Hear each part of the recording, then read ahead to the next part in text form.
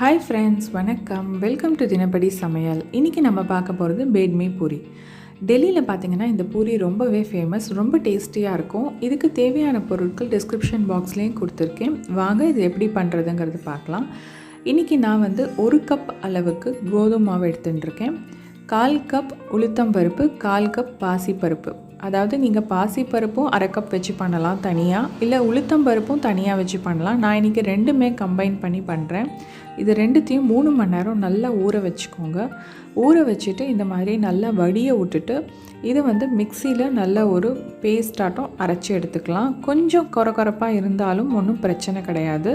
இல்லை நீங்கள் ஒரே பருப்பை வச்சு பண்ணணுன்னா கூட இதை பண்ணலாம். இல்லை உளுத்தம்பருப்பு மட்டும் வச்சு கூட பண்ணலாம், இல்லை பாசி பருப்பை மட்டும் வச்சு கூட பண்ணலாம். ரொம்பவே டேஸ்ட்டாக இருக்கும். ஸோ இந்த மாவை நல்லா அரைச்சாச்சு, இந்த பருப்பெல்லாம். இப்போ இதில் நம்ம கோதுமை மாவை ஆட் பண்ணிவிட்டு இன்னும் ஒரு சில பொருட்கள்லாம் மிக்ஸ் பண்ணிவிட்டு நம்ம பூரிக்கு எப்படி பிசைவோமோ அதே மாதிரி பிசைஞ்சிக்கலாம். இதுக்கு தேவையான அளவு உப்பு ஃபஸ்ட்டு ஆட் பண்ணிக்கலாம்.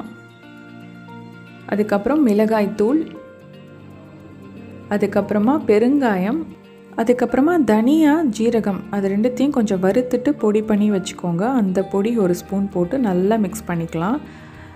இந்த தனியா ஜீரகம் நிறைய இடத்துல நார்த் இந்தியன் டிஷ்ஷஸில் யூஸ் பண்ணுவோம். அதனால் அதை வறுத்து பொடி பண்ணி வச்சுக்கோங்க. அதேமாதிரி காரம் பார்த்திங்கன்னா நான் கொஞ்சம் தான் போட்டிருக்கேன், வரமிளகா பொடி.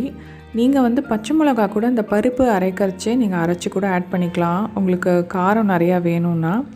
ஸோ எப்படி நம்ம சப்பாத்தி மாவு பிசைவோமோ பூரி மாவு பிசைவோமோ அதே மாதிரி பிசைஞ்சிட்டு ஒரு 15 மினிட்ஸ்க்கு இதை நல்லா மூடி வச்சிடலாம். அதுக்கப்புறமா நம்ம கொஞ்சம் கொஞ்சமாக சின்ன சின்ன பால் சைஸ் எடுத்துகிட்டு எப்படி நம்ம பூரிக்கு உருட்டுவோமோ அதே மாதிரி திரட்டிட்டு நம்ம ஆயிலில் பொரிக்க வேண்டியதுதான். ஆயில் பார்த்திங்கன்னா நல்ல ஒரு மீடியம் ஃப்ளேமில் இருக்கட்டும்.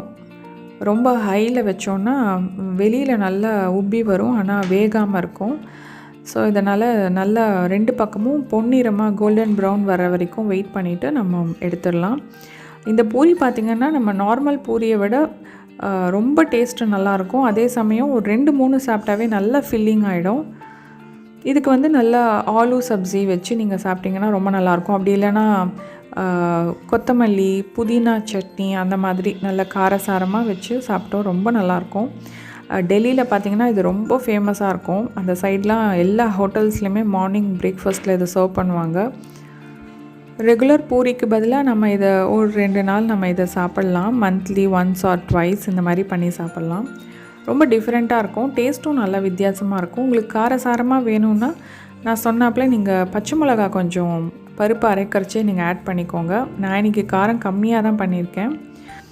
ஓகே ஃப்ரெண்ட்ஸ், நீங்களும் இந்த பெட்மி பூரி பண்ணி பாருங்கள். எப்படி வந்ததுன்னு எனக்கு கமெண்ட் பாக்ஸில் கமெண்ட் பண்ணுங்கள். தினப்படி சமையல் சேனல் பிடிச்சிருந்ததுன்னா சப்ஸ்கிரைப் பண்ண மறந்துடாதீங்க. உங்கள் ஃப்ரெண்ட்ஸ் கூடயும் ஷேர் பண்ணிக்கோங்க. இன்னொரு இன்ட்ரெஸ்டிங் ரெசிபியோடு நான் உங்களெல்லாம் சந்திக்கிறேன். அது வரைக்கும் டேக் கேர், பாய்.